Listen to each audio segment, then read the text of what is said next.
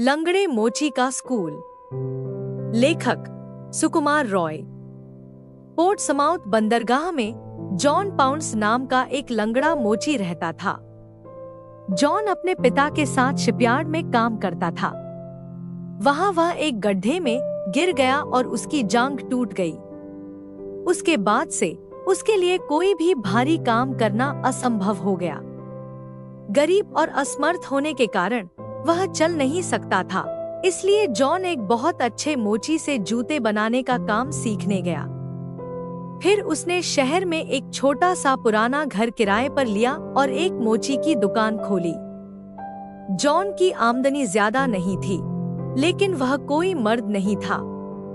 वह थोड़ा खाता पीता और आराम से अपना दिन बिताता था।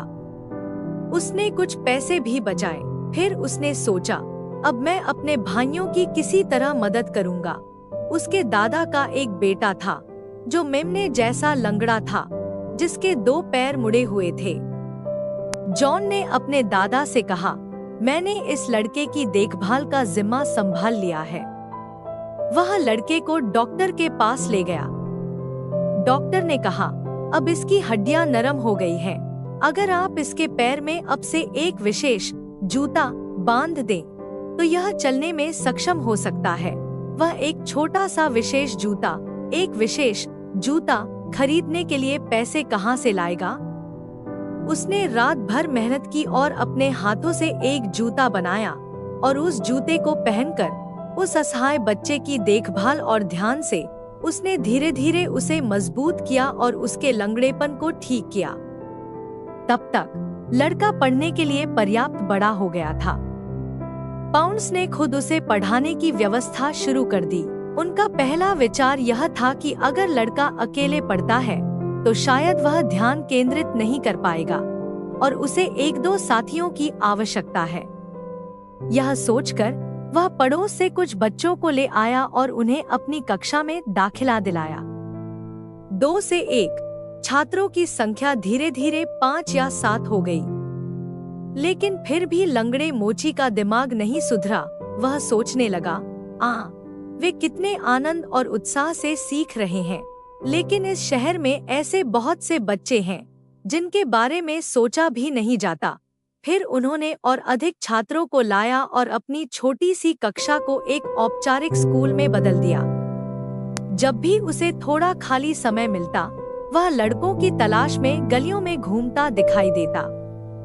वह राज्य के सभी बेसहारा बच्चों को, जिनके न पिता थे, न माँ, न कोई पालने वाला, पकड़कर अपने स्कूल में दाखिला दिला देता। लड़कों को पकड़ने का उसका मुख्य हथियार तले हुए आलू थे।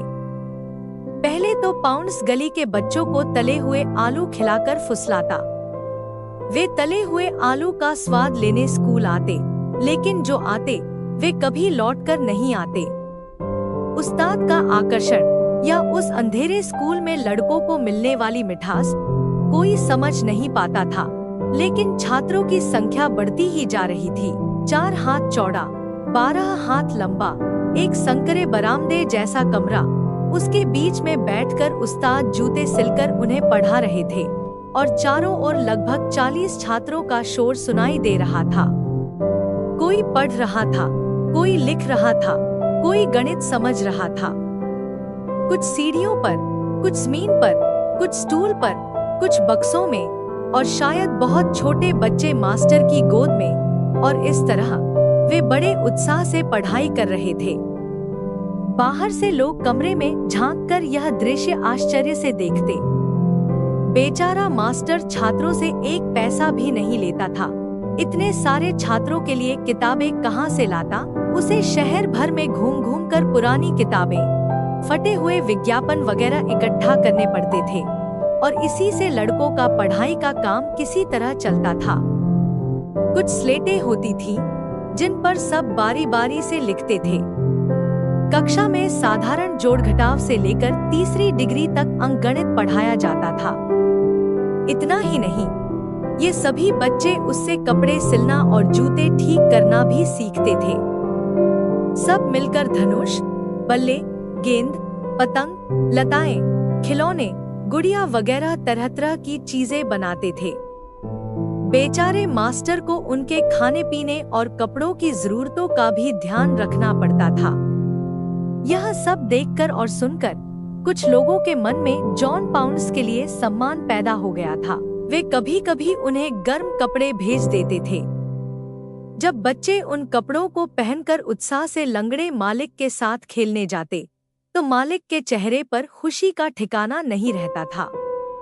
इस तरह साल बीतते गए और जॉन पाउंड्स बूढ़े होते गए, लेकिन उनका स्कूल चलता रहा। जो छात्र पहले वहां पढ़ते थे, वे बड़े हो गए थे। कुछ नाविक बन गए थे, कुछ विदेश यात्रा पर थे, कुछ सेना में भर्ती हुए थे और युद्ध में वीरता दिखाई थी। जब नए छात्रों को पढ़ाया जाता था, तो ये पुराने छात्र अपने पुराने शिक्षक से मिलने स्कूल आते थे। बूढ़ा व्यक्ति यह सोचकर खुशी और गर्व से भर जाता था कि उसके छात्र सही रास्ते पर चल रहे हैं, जीविकोपार्जन कर रहे हैं और वे अभी तक अपने लंगड़े गुरु को नहीं भूले हैं। बूढ़ा 1893 में नए साल के दिन 72 वर्ष की आयु में स्कूल में काम करते हुए वह बूढ़ा व्यक्ति अचानक सो गया। उसके दोस्त उसे जगाने गए तो पता चला कि उसका निधन हो गया है। शायद लोगों को अभी तक पूरी तरह से समझ नहीं आया था कि एक महान व्यक्ति का निधन हो गया है। तब से लगभग 80 वर्ष बीत चुके हैं और अब इंग्लैंड के हर शहर में असहाय गरीब बच्चों की शिक्षा के लिए न जाने कितनी व्यवस्थाएं हैं, लेकिन इन सब की जड़ में वह लंगड़ा मोची का स्कूल है। उस स्कूल में पढ़ने आने वाले लोग सिर्फ जॉन पाउंड के छात्र ही नहीं थे, उनमें से कई जो अपने धन, शारीरिक बल और एकाग्र मन से असहाय गरीब बच्चों को शिक्षित और बेहतर बनाने का प्रयास कर रहे हैं, इस लंगड़े मोची को गर्व से याद करते हैं और कहते हैं, हम भी आचार्य जॉन पाउंड के शिष्य हैं। इस लंगड़े मोची का नाम सभी के लिए स्मरणीय रखने के लिए उनके भक्तों ने मिलकर उनकी एक पत्थर की मूर्ति स्थापित की है।